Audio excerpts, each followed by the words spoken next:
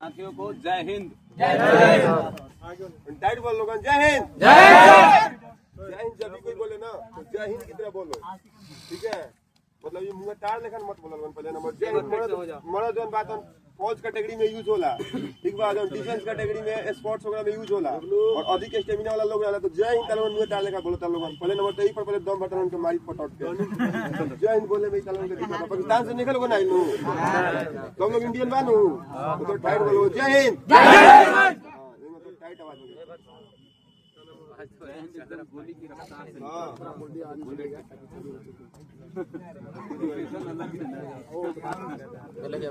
देखिए, मेरी आवाज भले ही थोड़ा स्लो है, दम कम है, लेकिन बातों में दम रहेगा, असर रहेगा, क्योंकि प्रोफेशन ऐसा नहीं है हम लोग का। देखिए, हम सभी जहाँ पे इकट्ठे हुए हैं, सबका अपना अपना लक्ष्य रहा होगा, सबका अपना मकसद है कि मुझे इस फील्ड में जाना है, मुझे इस सेक्टर में जाना है। कुल मिला के आप किसी भी सेक्टर में जाना चाहते हैं, सबसे मेन और सबसे महत्वपूर्ण चीज होता है आपका अपना सेल्फ कॉन्फिडेंस, कि मैं ये कर सकता हूँ या मुझसे हो पाएगा या नहीं। पहली बात कि अगर आप यहाँ तक आए हैं, सबसे पहले आपने सोचा होगा तो मुझे ये करना है। जिस दिन आपने ये सोच लिया तो मुझे ये करना है, समझिए आपने आधा काम कर लिया, 50% आपने पूरा कर लिया है, बचा केवल 50%। और उसी 50% में जब आप यहाँ पहुँचे, जब इस माँ भारती स्पोर्ट्स एकेडमी के अंदर आए हैं, तो आपको फिजिकल एकेडमी में आने के बाद ये और भी तय हो गया कि आप इसी के लिए जाना चाहते हैं। और पहली बात ये सबसे महत्वपूर्ण है कि जब आप इसके लिए आ ही गए हैं तो फिर यहाँ से वापस लौट के जाना मतलब कायरता है। यहाँ से जब आ चुके हैं, सारी दुनिया देख रही है, सब कोई जानता है कि इसने इस काम को करने का बीड़ा उठा लिया।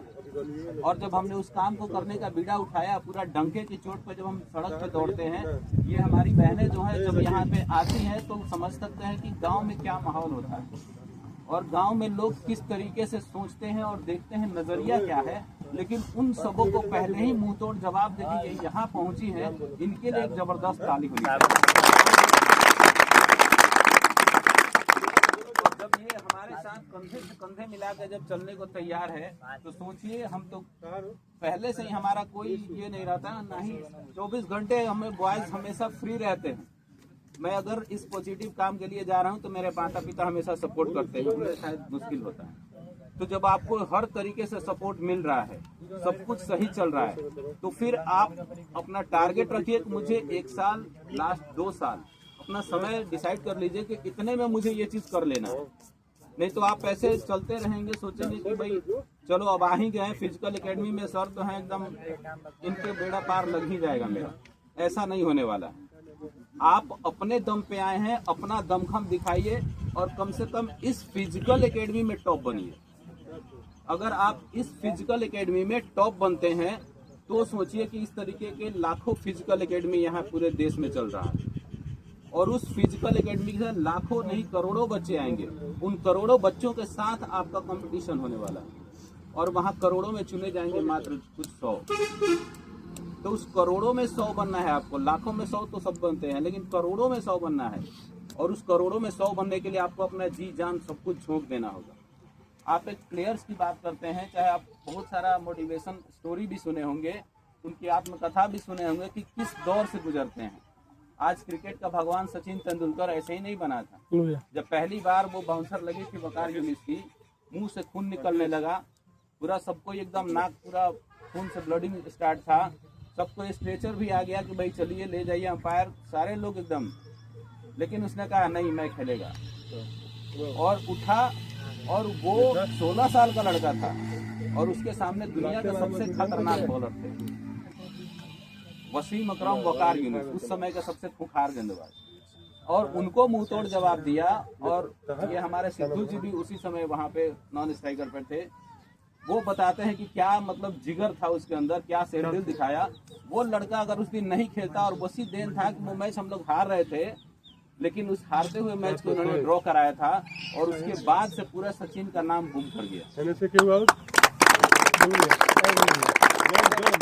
वहीं पे हार जाते, पता नहीं बहुत सारे खिलाड़ी थे आने के लिए, वो साइड हो जाते। और विनोद कामली का नाम सुने होंगे, जो सचिन से भी बहुत तेजस्वी 21 किलोमीटर। उनके पास टैलेंट का तो कह सकते हैं कि सचिन उनके सामने कुछ नहीं थे।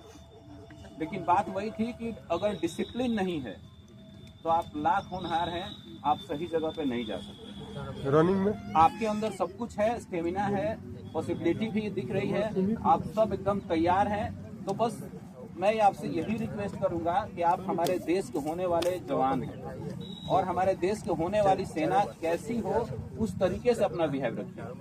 आप ये मत सोचिए कि मैं यहाँ आ रहा हूँ तो मैं गांव का एक साधारण सा लड़का हूँ, नहीं।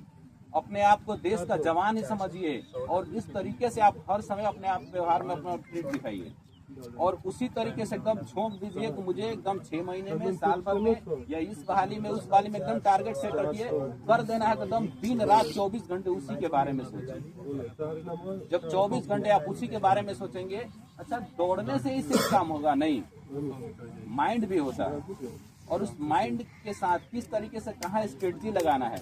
बहुत सारे हैं जो केवल दौड़ते रहते हैं, बहुत तेज दौड़ते हैं, लेकिन दौड़ने से ज्यादा आपको दिमाग भी लगाना है कि कब कैसे दौड़ना है। अगर सामने वाले को बीट करना है तो उसके लिए आपको थोड़ा दिमाग भी चाहिए और वो दिमाग स्ट्रेटजी जो होता है वो हमारे नहीं दे सकते हैं। किस तरीके से, क्योंकि उन्होंने अनुभव लिया है और वो किस तरीके से आप किस जगह पे, कहाँ पे, किस कंडीशन में कैसे आप डिफीट करना है, ये चीज बताएंगे। और आपके सामने जब भानु बाबा आपके साथ जुड़े हैं तो मुझे बहुत खुशी हुई इस बात की। जैसे ही मैंने सुना ये चीज, उस दिन जो स्पोर्ट्स हुआ खेल दिवस के दिन, मुझे बहुत खुशी हुई कि चलिए कम से कम इस जगह पे भानु बाबा को मैं जानता हूँ पर्सनली, कि अभी आप यूँ समझिए कि कंट्री लेवल तो नहीं बोल सकता, लेकिन स्टेट लेवल पे इनका उतना दबदबा है कि वो जिस फील्ड में, जिस खेल में चाहे, जिस फील्ड में चाहे, वहाँ पे ये पैरवी के साथ साथ अपना टैलेंट के साथ साथ हर चीज से अगर कोई बंदा चाहे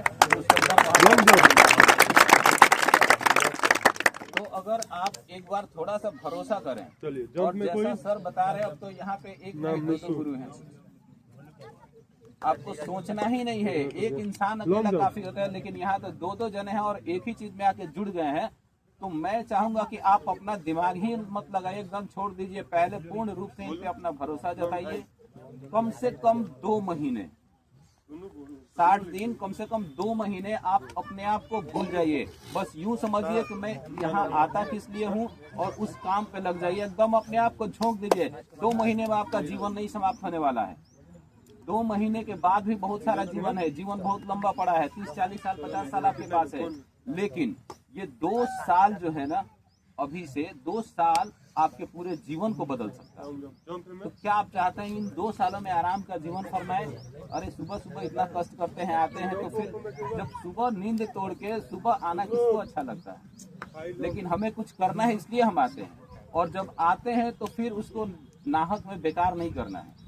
आते हैं तो एकदम मेहनत कीजिए और उस चीज को सफल बनाइए। जिस चीज के लिए यहाँ आए हैं उस चीज को हासिल कीजिए।